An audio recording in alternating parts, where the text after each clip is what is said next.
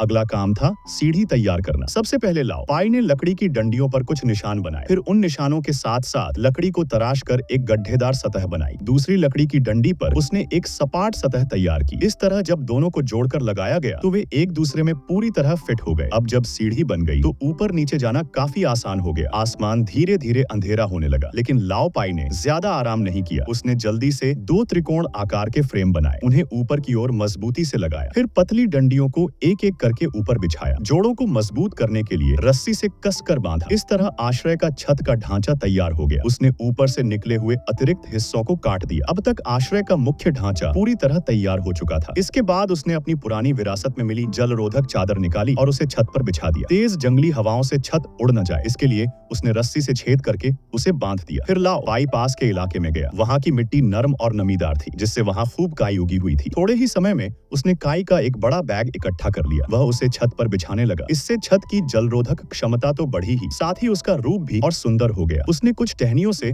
उसे हल्का सा स्थिर किया। इस तरह छत का काम पूरी तरह पूरा हो गया। अगले दिन सुबह सुबह लाओ पाई फिर से आश्रय पर पहुंच गया। उसने ढेर सारी छोटी लकड़ियां तैयार की। कल बनाए गए दीवारों के ढांचे की वजह से आज काम जल्दी हो गया। सिर्फ 2 मिनट से भी कम में उसने दोनों तरफ की दीवारें पूरी कर ली। इसके बाद उसने तेजी से एक गोल फ्रेम बनाया। जंगल में रहने के लिए गर्मी का इंतजाम तो जरूरी था। पिछली बार आग से खुद को जलाने वाली गलती से उसने सबक ले लिया था। इस बार उसने मिट्टी से एक मजबूत चूल्हा तैयार किया और बाहर से उसे छाल से ढक दिया, ताकि बारिश में मिट्टी गल न जाए। कह सकते हैं कि पिछली गलती ने ही उसे सिखा दिया कि असली सीख अनुभव से मिलती है। जब चूल्हा बन गया तो उसने उसे जलाकर परीक्षण किया। धुएं की लहरें ऊपर उठती देखकर उसे यकीन हो गया कि इस बार सब सही है। वह बहुत संतुष्ट हुआ। फिर वह पीछे की दीवार बनाने में जुट गया। छोटी डंडियों से उसने पीछे की दीवार जल्दी पूरी कर ली। अब सिर्फ सामने की दीवार को जोड़ना बाकी था। थोड़ी ही देर में सामने की दीवार भी तैयार हो गई। अब बारी थी आश्रय के मुख्य द्वार की, लेकिन तभी अचानक आसमान से फिर बारिश शुरू हो गई। अच्छी बात यह थी कि उसने छत को पहले ही जलरोधक बना दिया था, इसलिए उसे बारिश की चिंता नहीं करनी पड़ी। बस अब उसे बारिश रुकने का इंतजार करना था। करीब 2.5 घंटे बाद बारिश थम गई। लाओ पाई ने दरवाजा बनाने की तैयारी शुरू की। उसने एक बड़ा दरवाजा नहीं बनाया, बल्कि 2 समान आकार के पल्ले तैयार किए। फिर उसने दरवाजे के फ्रेम में सही जगह पर छेद किए और उन्हें जोड़कर एकदम सटीक फिट कर दिया। अंत में दीवारों के बीच की दरारों को मिट्टी से बंद किया। इस तरह उसका सुंदर आश्रय पूरी तरह तैयार हो गया। रात धीरे धीरे ढलने लगी। लाओ पाई ने अंगारों पर अपना रात का खाना पकाना शुरू किया। भले ही उसके पास सिर्फ 2 गाजर और कुछ मांस के टुकड़े थे, लेकिन उसने खुशी खुशी अपना खाना खाया। बाहर बारिश की रिमझिम आवाज फिर से तेज होने लगी। वह अंदर लौटा, अपने आश्रय में लेट गया और सुकून से